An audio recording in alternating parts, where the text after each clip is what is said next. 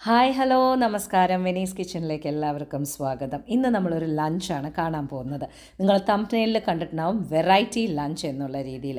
കുറച്ച് സ്ട്രോബെറി, തക്കാളി, സവോള, പച്ചമുളക്, വെളുത്തുള്ളിയൊക്കെ മുറിച്ച് വെച്ചിട്ട് ഈ പെണ്ണ് എന്താണ് ഇനി ഇതും കൊണ്ട് കാണിക്കാൻ പോണത് എന്ന് വിചാരിച്ചുകൊണ്ടിരിക്കുന്ന ആൾക്കാരോട് ഞാൻ പറയാൻ പോകുന്ന ഒരു കാര്യം എന്താ വെച്ചാൽ, സ്ട്രോബെറി എന്ന് പറയുന്നത് വെറുതെ നമ്മൾ ഫ്രൂട്ടായിട്ടുള്ള രീതിയിൽ മാത്രം കഴിക്കേണ്ട ഒരു കാര്യമല്ല.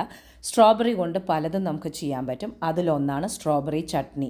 ട്രസ്റ്റ് മീ, സൂപ്പറായിരിക്കും. ഇനി നമുക്ക് ആദ്യം മസാല ഓണിയൻ റൈസ് ഉണ്ടാക്കിയിട്ട് നമുക്ക് സ്ട്രോബെറി ചട്നിയിലേക്ക് പോവാം. ബിക്കോസ് കോമ്പിനേഷൻ ഇതാണ്, സൂപ്പറായിരിക്കുക. ചീഞ്ചട്ടി വെച്ചിട്ടുണ്ട്, എണ്ണ ഒഴിച്ചിട്ടുണ്ട്. ഏത് എണ്ണ വേണമെങ്കിലും ഒഴിക്കാം, നോ പ്രോബ്ലം. കടുകിടുക, അതേമാതിരി തന്നെ ഉഴുന്ന് പരിപ്പിടുക, ലേശം പെരിഞ്ചീരകം ഇടുക, എന്നിട്ട് സവോള, 2 പച്ചമുളക്, ഓക്കെ, ഇതും കൂടി ഇട്ടിട്ട് സവോള കുറച്ച് നല്ലോണം എടുത്തോളൂ. കരിവേപ്പിലയും കൂടി ഇട്ടിട്ടുണ്ട്. ഞാൻ ഏകദേശം ഒരു വലിയ സവോള 2 എടുത്തിട്ടുണ്ട്. ഒരു 2 അല്ലി വെളുത്തുള്ളി മുറിച്ചതും കൂടി ഇടുക. ഇതിനെ നല്ല പോലെ ഒന്ന് വഴറ്റി കൊടുക്കുക. ഓക്കെ, ഇതുപോലെ ഉള്ളിച്ചോറ് ഉണ്ടാക്കി നോക്കൂ, നല്ല ടേസ്റ്റ് ഉണ്ടാവും. ഓക്കെ, മസാല ഓണിയൻ റൈസ് എന്ന് പറയുന്നത് കുറച്ച് സ്പൈസി ആയിട്ടുള്ള സംഭവമാണ്. അപ്പോൾ എപ്പോഴൊക്കെ നിങ്ങൾ സ്പൈസി ആയിട്ട് വല്ലതും ഉണ്ടാക്കണോ ആ സമയത്ത് ഈ ചട്നി സൂപ്പറായിരിക്കും. ഇനി ഞാനിതിലേക്ക് 1 സ്പൂണോളം മഞ്ഞൾപ്പൊടി ഇട്ട് കൊടുക്കുന്നുണ്ട്. കാശ്മീരി ചില്ലിയാണ് ഇട്ട് കൊടുക്കുന്നത്, അതുകൊണ്ട് തന്നെ കുറച്ച് നല്ലോണം ഇട്ട് കൊടുത്താലും വലിയ കുഴപ്പമില്ല.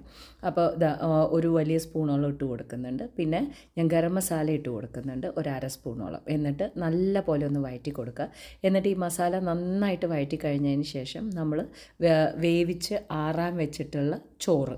ഓക്കെ, അപ്പോൾ ഏത് ചോറ് വേണമെങ്കിലും ഇടാം. പക്ഷേ നോക്കൂ, മട്ടേരിയൊക്കെ ഇട്ട് കഴിഞ്ഞാൽ നമ്മൾ വിചാരിക്കണ പോലുള്ള ഒരു ടേസ്റ്റ് കിട്ടില്ല.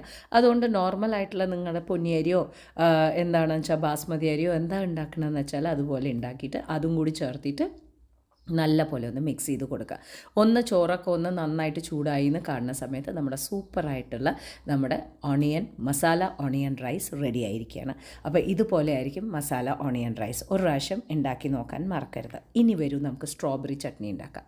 ആദ്യം എണ്ണ ഒഴിക്കുക. എണ്ണ ഒഴിച്ചിട്ട് അതിലേക്ക് കടുകിട്ടതിന് ശേഷം അതിലേക്ക് ഒരു സവോള, മീഡിയം സൈസ് സവോള അതിലേക്ക് മുറിച്ചിട്ടിട്ടുണ്ട്, ചോപ്പ് ചെയ്തിട്ടിട്ടുണ്ട്. ഇതിൽ വേണ്ടത് തക്കാളിയാണ് കുറച്ച് കൂടുതലായിട്ട് വേണ്ടത് കേട്ടുള്ളൂ. അപ്പോൾ തക്കാളി എന്ന് പറഞ്ഞു കഴിഞ്ഞാൽ ഞാൻ വലിയ സൈസ് തക്കാളി 2 എടുത്തിരിക്കുന്നത്. ഇനി സവാള നന്നായിട്ടൊന്ന് വഴറ്റി കൊടുക്കുക. അത് കഴിഞ്ഞ ഉടനെ ഒരുപാട് ബ്രൗൺ കളറൊന്നും ആവേണ്ട ആവശ്യമില്ല. അപ്പോഴേക്കും തന്നെ നമുക്ക് നമ്മുടെ തക്കാളി ഇട്ട് കൊടുക്കാം. 2 വലിയ തക്കാളി അതും കൂടി ഇട്ട് കൊടുക്കുക. നമ്മൾ മനസ്സിൻ്റെ ഉള്ളിൽ വിചാരിക്കാത്ത കോമ്പിനേഷനാണ്. എനിക്കറിയാം നിങ്ങൾക്ക് എന്താ തോന്നുക എന്നുള്ളത്. ഇതിപ്പോൾ കട്ട് ചെയ്ത് വെച്ചിട്ടുള്ള സ്ട്രോബെറിയും കൂടിയിട്ട് ഞാൻ ഇട്ട് കൊടുക്കുന്നുണ്ട്. ഭയങ്കര ഒരു മാതിരി ടേസ്റ്റ് ആയിരിക്കും എന്നൊക്കെ നിങ്ങൾ വിചാരിക്കണം. അല്ല, വളരെ സൂപ്പർ ടേസ്റ്റ് ആയിരിക്കും. ട്രൈ ചെയ്ത് നോക്കൂ. ഇത് നന്നായിട്ടൊന്ന് വഴറ്റി കൊടുക്കുക. ഇതിലേക്ക് ആവശ്യത്തിന് ഉപ്പ്, അതേമാതിരി തന്നെ മുളക് പൊടി, കുറച്ച് ജീരകപ്പൊടി, അതേമാതിരി തന്നെ മഞ്ഞൾപ്പൊടി, ഇതെല്ലാം കൂടി ഇട്ടിട്ട് ഒന്ന് വഴറ്റി കൊടുക്കണം. വഴറ്റി കൊടുത്തതിന് ശേഷം പിന്നെ എല്ലാ ഫ്ലേവറും അതിലേക്ക് ഇറങ്ങുന്ന സമയത്ത് ഈ സ്ട്രോബെറി സൂപ്പറായിട്ട് ഒരു ചട്നിയുടെ ലെവലിലേക്ക് അത് വരുന്ന സമയത്ത് നിങ്ങൾ ഉദ്ദേശിക്കുന്നതിനെക്കാട്ടിലും ടേസ്റ്റ് ആയിരിക്കും. അതുകൊണ്ട് ഗ്യാരണ്ടി ഞാൻ നിങ്ങൾക്ക് തരികയാണ്. സോ സ്ട്രോബെറി ഇനി കിട്ടുകയാണെന്നുണ്ടെങ്കിൽ ഇതുപോലെ നിങ്ങളൊന്ന് ഉണ്ടാക്കാൻ മറക്കരുത്. ഇനി ഇതിലേക്ക് ഞാൻ കുറച്ച് ഉണക്കമുന്തിരിങ്ങയാണ് ഇട്ട് കൊടുക്കുന്നത്. അതേമാതിരി തന്നെ ഒരു 4-5 ഡേറ്റ്സ്. അപ്പോൾ കുരുവൊക്കെ ഒന്ന് എടുത്ത് മാറ്റിയിട്ട് ഞാൻ 4-5 ഡേറ്റ്സും കൂടി ഇട്ട് കൊടുക്കുന്നുണ്ട്. ഇത് നന്നായിട്ട് ആയി കഴിഞ്ഞിട്ടുണ്ടെന്നുണ്ടെങ്കിൽ നന്നായിട്ടൊന്ന് വഴറ്റുക. നന്നായിട്ട് ആയി കഴിഞ്ഞിട്ടുണ്ടെന്നുണ്ടെങ്കിൽ ആറിക്കഴിഞ്ഞ് കഴിഞ്ഞാൽ നമുക്ക് ചട്നി അരയ്ക്കാം. ഓക്കെ, അപ്പോൾ നല്ല പേസ്റ്റ് പോലെയാണ് നമ്മൾ അരച്ചെടുക്കുന്നത്. ഇങ്ങനെ ഉള്ള ഒരു ചട്നി നിങ്ങൾ ദോശയുടെ കൂടെ അല്ലെങ്കിൽ ഇഡ്ഡലിയുടെ കൂടെ, കുട്ടികൾക്ക് ചപ്പാത്തിയുടെ റോളായിട്ട്, അതേമാതിരി ബ്രെഡിൻ്റെ മുകളിൽ തേക്കാൻ, അതുപോലെയൊക്കെ നിങ്ങൾക്ക് ഉണ്ടാക്കി കൊടുക്കാവുന്നതാണ്. ഇതുപോലെ ഒരു ചട്നി അരച്ചു വെക്കുകയാണെന്നുണ്ടെങ്കിൽ എന്തായാലും നിങ്ങൾ ട്രൈ ചെയ്ത് നോക്കൂ. ഇതുപോലെ ആയിരിക്കും നിങ്ങളുടെ ചട്നി.